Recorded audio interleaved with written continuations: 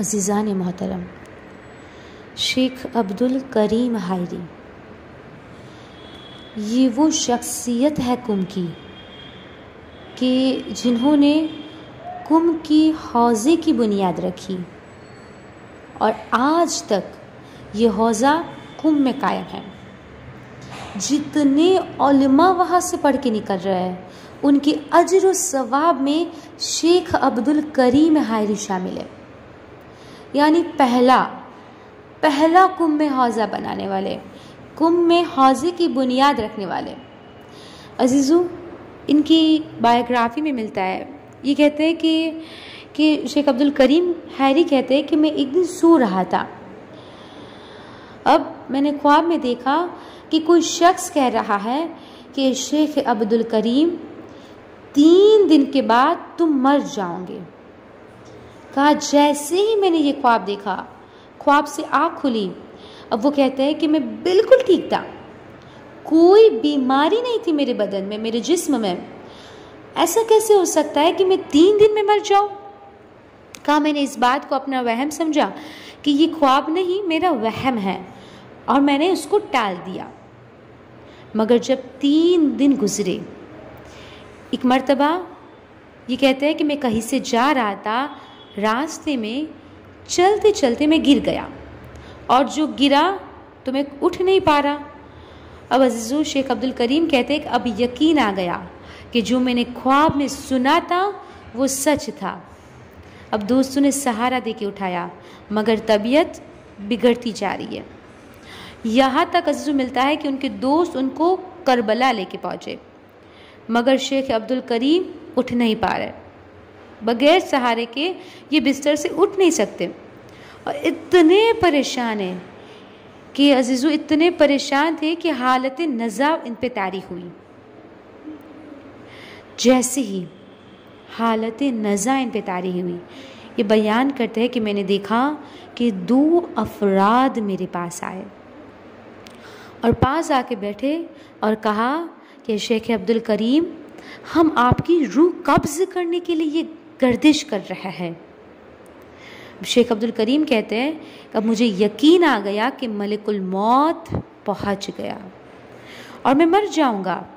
एक बारगी जब ये एहसास हुआ तो इन्होंने अपने चेहरे को घुमाया करबला की तरफ और इमाम हुसैन से मुखातिब हुए और इमाम से मुतवस्सिल हुए, कहा मौला आपको आपकी मजलूम माँ का वास्ता, मौला अभी तो मेरे पास कोई तोशे आखिरत नहीं है, मेरे दोनों हाथ खाली है। अजीज़ों सोचिए, हम क्या ये सोचते हैं? हम कब सोचते हैं? क्या हम ये सोचते हैं कि हम क्या लेके जाएंगे? क्या अपने वक्त के इमाम को दिखाएंगे? क्या जनाब सैयदा को दिखाएंगे? इतनी मजलिसों में हम गए, लेकिन हमने हमारी उन मजलिसों से क्या सीखा, क्या अमल किया? मगर वो आलिम दीन कहते हैं कि मैं रो के कह रहा था कि मौला मेरे पास तोशे आखिरत कुछ भी नहीं है। आलिम था मगर कहता है कि मौला मेरे दोनों हाथ खाली है, कुछ भी मेरे पास नहीं है आखिरत के लिए। ए मौला आपको आपकी माँ का वास्ता सिफारिश कर दीजिए। शेख अब्दुल करीम कहते कि जैसे ही मैंने मौला हुसैन को उनकी माँ अदर का वास्ता दिया और कहा कि मौला मेरी उम्र बढ़ा दीजिए, मौला मेरी उम्र बढ़ जाए ताकि मैं तोशे आखिरत जमा कर लूँ, आखिरत के लिए कुछ कर सकूँ। कहा कि एक बारगी एक शख्स आया, जैसे ही मैंने ये तवस्सुल किया इमाम हुसैन से, कहा कि एक शख्स आया।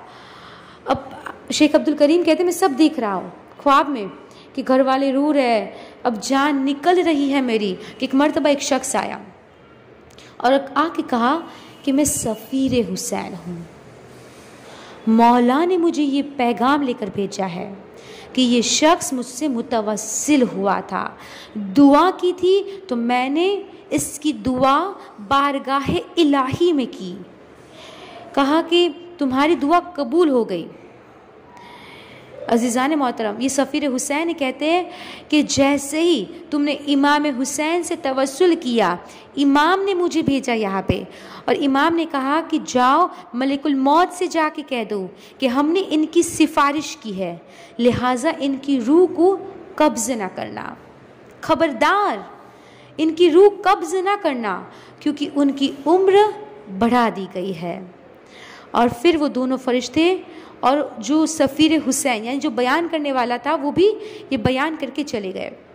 शेख अब्दुल करीम हायरी कहते हैं कि जब वो तीनों चले गए तो मैंने देखा कि मेरे पैर हरकत कर रहे हैं। कहा मेरे पैर तक बांध दिए गए थे, यानी घर वालों ने मेरे पैर भी बांध दिए थे। क्यों? क्योंकि मैं मरने वाला हूँ, इसलिए। कहा जब मेरे पैरों में हरकत हुई तो मेरे घर वाले जो रो रहे थे उन्होंने चादर हटाई और उठाया, मुझे हॉस्पिटल ले गए। और 15 डेज़ के बाद, कहा 15 दिन के बाद मैं सेहतयाब हो चुका था। और उसके बाद मैंने हौज़े कुम की बुनियाद रखी जिससे उलमा निकल रहे हैं।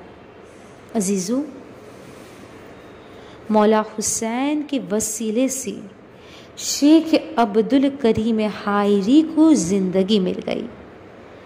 तो हमें तो खुदा का शुक्र अदा करना चाहिए कि अभी तो ज़िंदगी हमारे पास मौजूद है।